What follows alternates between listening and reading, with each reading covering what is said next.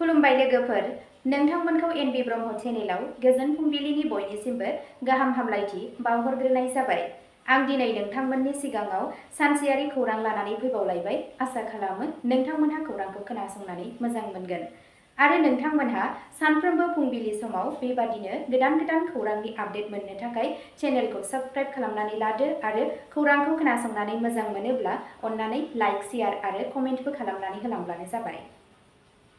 दिनैनि गिबि खौराङावनो दङ जेपि नड्डाजों रायज्लायनायनि उनाव सनम वांचुकआ 23 साननि उखैहाब सोमावसारनायखौ फोजोबदों। मिरु मन्त्रि आरो बिजेपिनि गागि दैदेनगिरि जेपि नड्डाया सोमावसारगिरिफोरनि मोनसे थान्दै हान्जाखौ लोगो हमनानै सोलोंथाइ फोसाबनायनि दाबिफोरखौ लानानै सावरायनायनि उनाव मैया मावथि सनम वांचुकआ 23 सान गोलाव उखैहाब सोमावसारनायखौ फोजोबो। 3 सप्तानिबो बांसिन उखैहाबनायनि उनाव डिहाइड्रेशन, पटेसियाम लेभेलआ खम जानायनि जाहोनाव आरो केटननि लेभेलआ बांनायनि जाहोनाव 18 जुलाइआव वांचुकखौ साफदरजं देहा फाहामसालियाव लांनाय जादोंमोन। मेलनि उनाव नड्डाया बुंदों दि हेंथा होग्राफ्रा सावरायनायनि थाखाय मिरुजों मोगा-मोगि जानायनि उनाव सावरायनाया मोनसे गोजोन थासारियाव जादों। नड्डानि बादिब्ला बेलासिनि 4 रिंगासो समाव सोमावसारगिरिफोरा बिथांनो गांसे लिरनाय गोसोखांलाइबो गथायदों। गुबुन फारसेथिं क'क्राझ जनता पार्टी (सिजेपिनि) गायसनगिरि अभिजित दिपकेआबो समबारखालि गावनि जोबनाय गैयै उखैनाय सोमावसारनायखौ फोजोबो। वांचुकखौ साफदरजं देहा फाहामसालियाव लांनाय जानायनि उनाव दिपकेआ 18 जुलाइनिफ्राय उखैहाबनायखौ जागायदोंमोन। वांचुकनि खावलायनाय आरो गावखौ फोथैना लानाय सासे निट बिजाथिनि बिफानि आखाय होनायनि उनाव बिथाङा उखैहाब सोमावसारनायखौ बोखारदों। उखैहाबनायखौ फोजोबनायनि उनावबो वांचुक आरो दिपके सानैबो सोलोंथाइ खान्थियाव बांसिन बिबान रुजुननाय आरो आबुं सोलोंथाइ फोसाबनायनि थाखाय गावसोरनि फोसावदिंनाया सोलिबाय थागोन होनना बुंफिनदों। नैथि खौराङाव दङ आइएमडिआ आसामनि मोनबा जिल्लाफोरनि थाखाय गोबां अखा आरो बारहुंखानि एलार्ट फोसावदों। भारतनि बोथोरारि बिफान आइएमडि ओनसोलारि बोथोरारि मिरु गुवाहाटीआ फैगौ 24 घन्टायाव आसामनि माखासे बाहागोफोराव आरो गोबां अखाजों लोगोसे अखा हानायनि बोथोर सामोल होयो। मैया बेलासि 4:40 रिंगायाव फोसावनाय एलार्टआव बुंनाय जादों दि धुबरी, गवालपारा, कामरुप मेट्र'पलिटान आरो खोला सालमारायाव गुबुन गुबुन जायगाफोराव सारअन्थाइ गावनायजों लोगोसे अखा हानायनि जाथावना दं। बे एलार्टखौ Assam state disaster management authority (ASDMA) जों सुबुं मोजांनि थाखाय फोसावनाय जादों, जाय गोहोम खोख्लैजानाय जिल्लाफोरनि थागिरिफोरखौ सांग्रां थानो आरो गोनां सांग्रांथि लानो थाखाय थुलुंगा होदों। बिबानगिरिफोरा सुबुंफोरखौ बोसोन होदों दि गोबां अखा आरो बारहुंखानि समाव गोनांथि गैयै दावबायनायनिफ्राय गोजानाव थानो नांगौ, मानोना गाज्रि बोथोरनि जाहोनाव दै जमा जानो हागौ, नुनो मोननाया खम जानो हागौ आरो खैफोदगोनां जायगाफोराव ट्रेफिक जेंना जानो हागौ। गुवाहाटीनि सुबुंफोरखौ सारअन्थाइ गावनाय समाव लांदां फोथार, बिफां-लाइफां आरो मोब्लिबनि खुन्थियानिफ्राय गोजानाव थानो खावलायदों। आइएमडिआ जौगाफुबाय थानाय बोथोरनि थासारिखौ नोजोर होगासिनो दं आरो रायजो-राजाफोरखौ बिफान आरो एएसडिएमए जों फोसावनाय मावख'आरि खौरां आरो बोथोरनि बिबानफोरखौ मानिनो बोसोन होदों। थामथि खौराङाव दङ त्रिपुरानि डिजिपि अनुराग धनखरखौ पुलिस गाहाय मावख'आव गोथै सह'नि हालोदाव मोननाय जादों।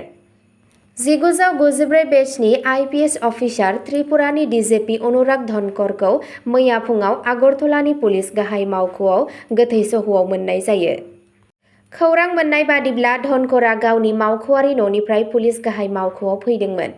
बिथांखौ गुलि गावनायनि जाहोनाव मोननाय जायो आरो थाबैनो आगरतलानि जिबि पन्ट देहा फाहामसालियाव लांनाय जायो, जेराव बिथांखौ जिउ रैखा खालामनो नाजानाया फेलें जानायनि उनाव डक्टरफोरा बिथांखौ थैबाय होनना फोसावो।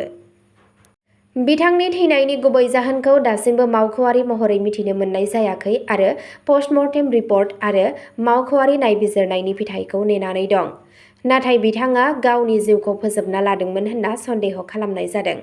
धनखरआ थांनाय बोसोरनि मे दानाव त्रिपुरानि डिजिपि महरै बिबान मोनदोंमोन।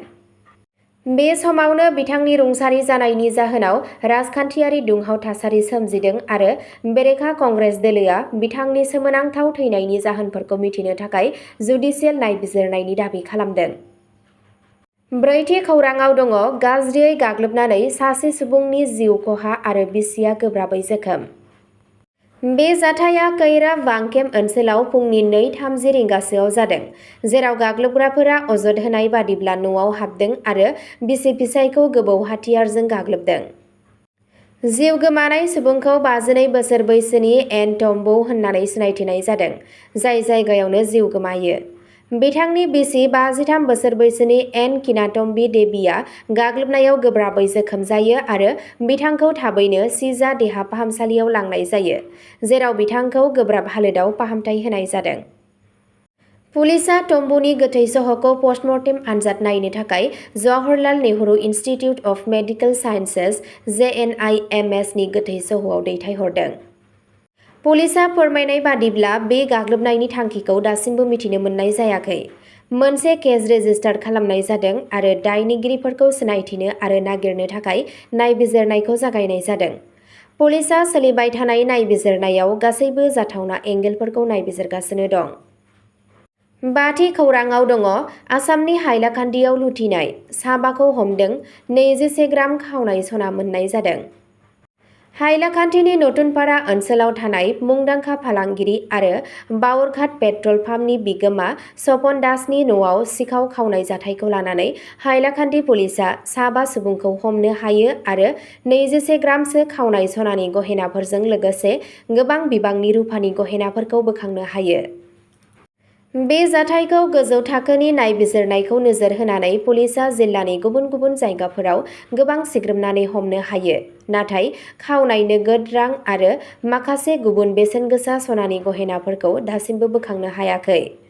हमजानाय दायनिगिरिफोरा जादों रोंगौथि गामिनि रिजु आहमेद मजुमदार, बाहादुरपुरनि आकबर हुसेन लस्कर, गंगापारनि धुमकारनि इ-रिक्सा सालायग्रा जाबिदुल हक, बे एखे ओनसोलनि प्रसेनजित राय आरो हाइलाकान्दी टाउननि सिराजपट्टीनि ताजमहल जुवेलार्सनि बिगोमा नहरुल इस्लाम बरभुइया।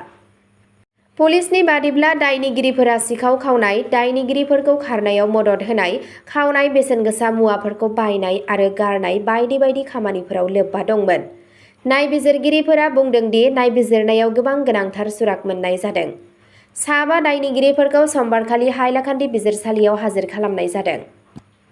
पुलिसआ फोरमायनाय बादिब्ला खावनाय नोगोद रां आरो गहेनाफोरखौ बोखांनो थाखाय नायबिजिरनाया सोलिगासिनो दं आरो खावनाय रेकेटजों सोमोन्दो थानाय गुबुन माबाफोर सुबुंखौ सिनायथिनो थाखाय नायबिजिरनाया सोलिगासिनो दं। सोलिबाय थानाय नायबिजिरनायनि बाहागो महरै जिल्लानि गोबां जायगाफोराव नागिरनायनि खामानिया सोलिगासिनो दं। द'थि खौराङाव दङ आसामनि डिमा हासावआव मटर साइकेल जाब्रबथायजों सानै लाइमोननि जिउ खहा। 19 जुलाइ रबिबारखालि आसामनि डिमा हासाव जिल्लानि लांटिं पुलिस थानानि सिङाव थानाय हाथिकलिनि मटलांपायाव माहारियारि राजालामा 27 आव गंसे लामा डिभाइडारजों सौग्रावनायनि जाहोनाव सानै लाइमोननि जिउ खहा जायो। जिउ गोमानाय सुबुंखौ हाथिकालनि कामाथिपुरनि थागिरि महित वारिसा आरो हाथिकालनि लांग्रदिसानि थागिरि बिशाल लांथासा होननानै सिनायथिनाय जादों। गिबि रिपर्टनि बादिब्ला मटर साइकेला गोहोजों लामा डिभाइडाराव सौग्रावनायनि सिगां कन्ट्रल बायदोंमोन। सानैबो गाखोग्राया गोब्राबै जोखोम जायो आरो जायगायावनो जिउ गोमायो। जायगानि थागिरिफोर आरो मावख'गिरिफोरा जोखोम जानायफोरखौ लामडिं सिभिल हस्पिटालाव लांदोंमोन, नाथाय डक्टरफोरा सौहैनाय लोगो लोगो सानैखौबो थैबाय होननानै फोसावो। पुलिसआ जाथायनि सायाव केस रेजिस्टार खालामनानै जाथायनि सायाव नायबिजिरगासिनो दं। स्निथि खौराङाव दङ आसामनि धुबरी हटेलाव अनलाइन गेमिं आरो हादोर गेजेरारि बेटिं रेकेट नुजानायनि जाहोनाव साब्रैखौ खानाय जादों। आयेन बेरेखा साइबार क्राइम खामानिफोरनि सायाव मोनसे गिदिर सिग्रोमनायाव पुलिसआ मोनसे अनलाइन नेटवार्कखौ हमनो हायो। 20 जुलाइआव धुबरी टाउननि गंसे हटेलनिफ्राय सोलिबाय थानाय गेमिं आरो इन्टारनेशनेल बेटिं रेकेटआव बे जाथायजों लोब्बा थानाय साब्रै लाइमोनफोरखौ खायो।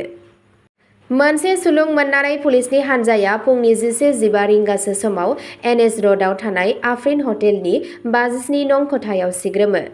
अपारेशननि समाव आयेन बेरेखा अनलाइन जुवा गेलेनाय नेटवार्कखौ सालायबाय थानाय समाव दायनिगिरिफोरखौ रंगे आखाइजों हमनाय जायो।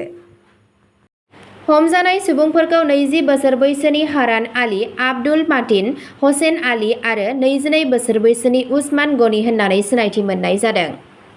सिग्रोमनाय समाव पुलिसआ दायनिगिरिफोरनि आखाइनिफ्राय मोनद' मबाइल हेन्डसेटफोरखौ जब्द' खालामो। मिथिनो मोननाय बादिब्ला जब्द खालामनाय आइजेंफोरनि गिबि नायबिजिरनाय आरो डिजिटेल फरेन्सिक स्केनआव बेटिं रेकेटजों सोमोन्दो थानाय गोबां आयेन बेरेखा राङारि लेनदेनखौ मिथिनो मोननाय जादों। धुबुरी सदर पुलिस थानानि मावख'गिरि प्रीतम दासआ फोरमायनाय बादिब्ला मबाइल डिभाइसफोराव मोननाय रेकर्डनिफ्राय मिथिनो मोनो दि बे रेकेटआ आमेरिकान डलार आरो गुबुन गुबुन हादोरनि रांनि लेनदेन खालामदोंमोन, जाय मोनसे गुवार हादरनाङारि नेटवर्क जानायनि जाथावना दं। साब्रैबो दायनिगिरिफोरखौ गावसोरनि आवथायाव लानाय जादों आरो पुलिसआ बिसोरनि हेंथायै आयेननि राहा लानायखौ जागायदों। बेटिं रिंनि गुवार लिंकफोरखौ नागिरनो आरो गुबुन सुबुंफोरखौ सिनायथिनो थाखाय आरोबाव नायबिजिरनाया सोलिगासिनो दं। अब्ला दिनैनि खौरां फरायथिनाया बेखिनियावनो जोबबाय। एसेनोसै, गोजोन्थों।